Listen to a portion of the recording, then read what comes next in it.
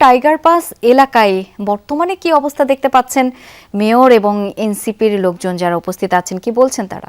যেহেতু 144 ধারা জারি রয়েছে এই এলাকায়, আমরা সকাল থেকে আসলে এনসিপির কোনো নেতাকর্মীকে আসলে এই এলাকায় দেখিনি। অর্থাৎ তারা যে 10টায় কর্মসূচি দিয়েছে সেই কর্মসূচি বাস্তবায়নে তারা কেউ এখানে আসেনি। আমরা কিছুক্ষণ আগে একজন নেতার সাথে কথা বলেছিলাম এনসিপির, তারা জানিয়েছিলেন যে যেহেতু একটি আইন জারি রয়েছে এখানে, সেক্ষেত্রে আইনকে সম্মান জানিয়ে তারা আজকের যে কর্মসূচি সেটি এখনো পর্যন্ত পালন করেনি। একই সাথে মেয়রও কিন্তু আসলে সকালে সংবাদ সম্মেলন করেছে, তিনিও আসলে দাবি করছেন যেহেতু 144 ধারা বলবৎ রয়েছে, আইন শৃঙ্খলা পরিস্থিতি যাতে নিয়ন্ত্রণে থাকে, তাই তিনিও কোনো ধরনের কর্মসূচি এখানে পালন করছেন। তবে সিটি কর্পোরেশন কিছু কর্মচারী এবং বিএনপি পন্থী কিছু লোকজনকে আমরা দেখেছিলাম সকালে এই এলাকাটিতে একটি মিছিল করেছেন, তবে পুলিশের উপস্থিতিতে করলেও আসলে পুলিশ কোনো ধরনের বাধা দেয়নি, তারা পরবর্তীতে সিটি কর্পোরেশন এলাকায় প্রবেশ করে যায়।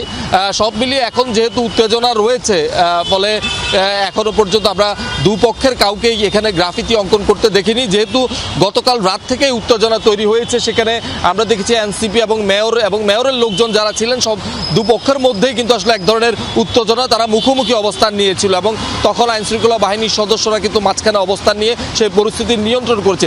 এই এলাকাটিতে মূলত সৌন্দর্য বর্ধনের জন্যই আসলে মূলত ফ্লাইওভারের যে পিলার রয়েছে সেই পিলারে গ্রাফিতিগুলো মুছে দিয়েছে, এমনটি আসলে দাবি।